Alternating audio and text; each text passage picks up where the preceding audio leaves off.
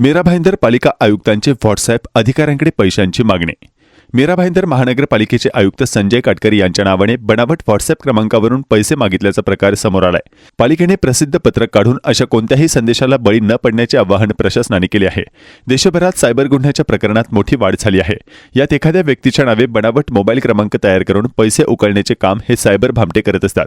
आता या भामट्यांनी चक्क मीरा भाईंदर महानगरपालिकेचे आयुक्त संजय काटकर यांच्या नावे बनावट व्हॉट्सअप क्रमांक 7069458206 हा क्रमांक तयार केला आहे आणि पालिकेच्याच अधिकाऱ्यांना आणि शहरातील प्रतिष्ठित नागरिकांकडे पैशांची मागणी करण्यात येत आहे।